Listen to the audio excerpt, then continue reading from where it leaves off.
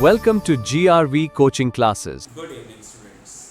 तो बेटे आज हम एक वेक्टर बेस्ड क्वेश्चन डिस्कस करने वाले हैं जो कभी किसी कॉम्पिटिटिव एग्जाम में आ चुका हुआ है। तो हमारे पास क्वेश्चन क्या कहता है, क्लास 11th की बुक का जो थर्ड चैप्टर है मोशन इन ए प्लेन, उनमें जो कंसेप्ट है वेक्टर्स, उसका ये एक MCQ है which was earlier came in some competitive exam. तो क्वेश्चन क्या कहता है कि जो रिजल्टेंट है दो वेक्टर्स का, वो दो वेक्टर्स एक दूसरे के साथ एंगल बना रहे हैं 150 डिग्री का। ठीक है, दो वेक्टर्स हैं जो एक दूसरे के साथ 150 डिग्री का एंगल बना रहे हैं। ओके, तो ये बन रहा है कहीं 150 डिग्री का एंगल। ये मान लो एक वेक्टर है और ये मान लीजिए आपके पास दूसरा वेक्टर है। इन दोनों के बीच में 150 डिग्री का एंगल बन रहा है। कंसिडर कि वो क्या कह रहा है क्वेश्चन में कि जो रिजल्टेंट है ना, जो ये दो वेक्टर्स के बीच में 150 डिग्री का एंगल बन रहा है, वो इनका जो रिजल्टेंट है वो किसी एक वेक्टर के परपेंडिकुलर है। ठीक है, मान के चलें कि दिस इज द रिजल्टेंट और ये इस वेक्टर के क्या है, परपेंडिकुलर है। इसको मैं A मान लेता हूँ, इसको मैं B मान लेता हूँ, and this is the resultant of these two vectors. ठीक है, let us consider कि this is a vector and this resultant is perpendicular to the a vector। अब बेटे ये पूरा 150 डिग्री का एंगल है, इतना एंगल आपके पास कितना है 90 डिग्री, और ये फिर एंगल आपके पास क्या हो जाएगा 60 डिग्री का। ठीक है, ये जो आपके पास एंगल है, ये पूरा एंगल कितना है 150 डिग्री का, ये 90 डिग्री का एंगल है, so this angle will be of 60 degree. तो इसको कैसे सॉल्व करेंगे, आपके पास ये दो vectors, this is A vector, this is B vector, और यहाँ पे ये जो रिजल्टेंट है it is perpendicular to A vector. Alright, इन दोनों के बीच में एंगल कितना 150, this is 90, so this angle will be of 60 degree. Okay जी। अब बेटे अगर हम यहाँ पे राइट एंगल ट्रायंगल ड्रॉ करें तो this is hypotenuse, this is perpendicular and this is base. हमें पता है बच्चों कि अगर ये हमारे पास ये हॉरिजॉन्टल के साथ जब एंगल बनता है तो ये हमारा बन जाएगा b cos थीटा। ठीक है, बिकॉज जहाँ पे हमारे पास थीटा आता है ना, जब दो आर्म्स के बीच में एंगल थीटा बनता है इस तरीके से, तो हमेशा इनमें cos थीटा आएगा। Alright, when there is an angle theta means acute angle between two arms, तो हमारे पास क्या होगा, जो हॉरिजॉन्टल कंपोनेंट होगा हम उसको कंसीडर करके चलेंगे। तो this will B b cos theta and this will B b sin theta. Alright, तो अगर ये b sin थीटा है तो जाहिर सी बात है ये भी b sin थीटा होगा। अगर हम इसको आगे बढ़ा दें तो कहीं ना कहीं एक एंगल बन रहा है।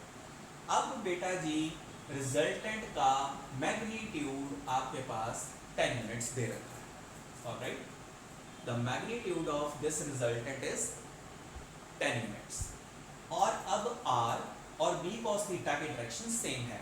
ठीक है, मींस जो रिजल्टेंट वेक्टर है, क्योंकि ये दोनों एक ही लाइन में है ना, तो ये दोनों आपस में क्या होंगे, बराबर होंगे, दिस विल बी इक्वल।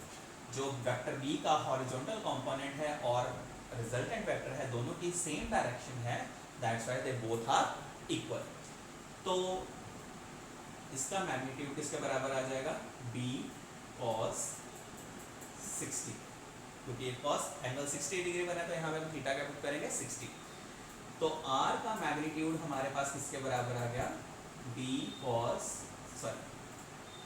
60 होता है हमारे पास 1/2, cos 60 is 1/2, सो r का मैग्नीट्यूड 10 दिया हुआ, तो ये b इंटू 1/2, तो b आ जाएगा, b का मैग्नीट्यूड आपके पास क्या आ जाएगा 20 यूनिट्स आ जाएगा, क्योंकि ये 2 यहाँ पे डिवाइड हो रहा है, इधर आके हो जाएगा मल्टीप्लाई, तो b का मैग्नीट्यूड आपके पास आ गया 20। अब हमें a का मैग्नीट्यूड निकालना है। ठीक है, स्मॉल वेक्टर का मैग्नीट्यूड, ये स्मॉल वेक्टर ना हमेशा परपेंडिकुलर किसी स्मॉलर साइड पे बनता होता है, तो a का मैग्नीट्यूड किसके बराबर आ जाएगा फिर b sin थीटा, क्योंकि a और b sin थीटा की डायरेक्शन सेम है, a b sin theta same direction में है। यहाँ इसको ले लो या इसको कंसिडर कर लो, इन दोनों को कंसिडर करो या इसको और इसको कंसिडर करो, they both have same direction, so ये आपस में क्या हो जाएंगे, इक्वल।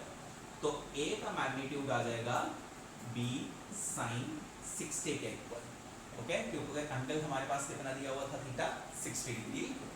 तो A will be equal to B हमारे पास है 20 साइन 60 होता है root 3/2, 2 1s are 2, 2 10s are 20। तो ए का जो हमारे पास मैग्नीट्यूड आएगा दैट विल बी 10√3 यूनिट्स। तो इस हिसाब से option B is the right answer, okay. सबसे पहले हमने दो वेक्टर्स ड्रॉ किए, ए और बी, दोनों के बीच में 150 डिग्री का एंगल था। हमें एक दिया गया था कि जो रिजल्टेंट है इन दोनों का वो किसी एक वेक्टर के परपेंडिकुलर है।